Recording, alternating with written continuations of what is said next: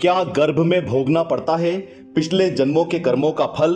आपने अक्सर लोगों को कहते सुना होगा कि इंसान अपने पिछले जन्मों के कर्मों का फल माँ की कोख में दुख भोग कर पाता है। जब हमने इस बात को पुराणों में ढूंढना चाहा और हमने यह जानना चाहा कि क्या वाकई माँ के गर्भ में बच्चे को दुख भोगने पड़ते हैं, तो हमने जाना कि ये सत्य है। गरुड़ पुराण और भविष्य पुराण में विस्तार से बताया गया है कि किस तरह शिशु माँ के गर्भ में पीड़ा भोगता है।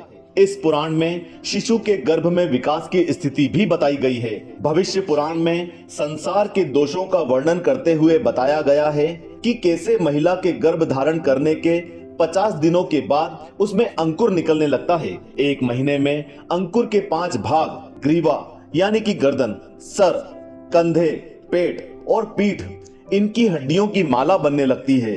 4 महीने में उस अंकुर के भाग में उंगलियां बन जाती हैं और 5 महीने में मुख, नाक और कान बन जाते हैं। 7वें महीने में गुर्दा, योनि और नाभि बन जाती है।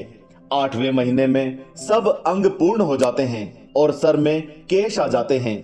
आगे गर्भ में शिशु की स्थिति बताते हुए कहा गया है कि जो भी माँ भोजन के तौर पर ग्रहण करती है, उस भोजन का रस नाभि के जरिए शिशु के शरीर में पहुंचता है और वही रस शिशु के पोषण का जरिया बनता है।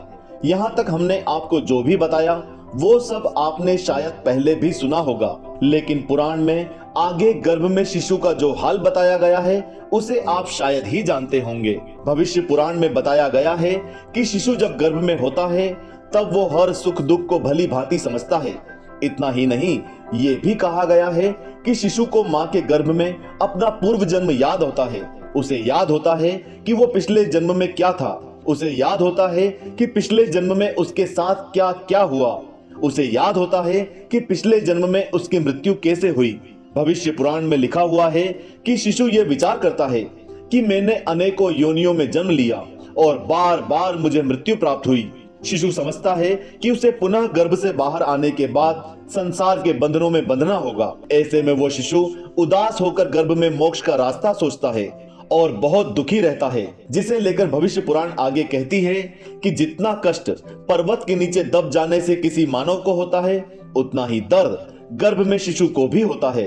समंदर में डूबने से जो दुख होता है, वही दुख गर्भ के जल में शिशु को भी होता है। गर्भ लोहे के खंभे में बांधने से जीव को जो कष्ट होता है, वही गर्भ के अंदर के तप से शिशु महसूस करता है।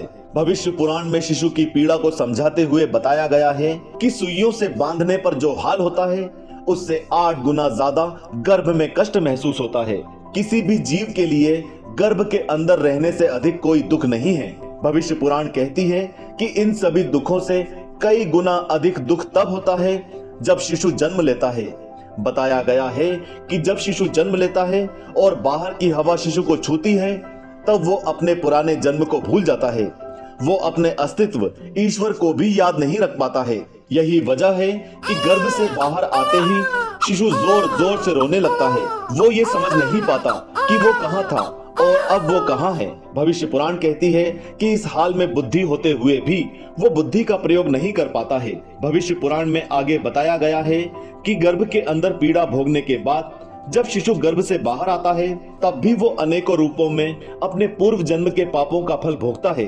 लेकिन भविष्य पुराण ये भी कहती है कि गर्भ के अंदर और गर्भ से बाहर आते वक्त जो पीड़ा होती है, उसके सामने सांसारिक पीड़ा कुछ भी नहीं। आपको बता दें कि हमने आपको ये जानकारी भविष्य पुराण और गरुड़ पुराण के आधार पर दी है और इस वीडियो में हमने आपको पुराण के अंदर लिखी एक एक बात की तस्वीर भी दिखाई। हम उम्मीद करते हैं कि आपको ये हमारी प्रस्तुति पसंद आई होगी।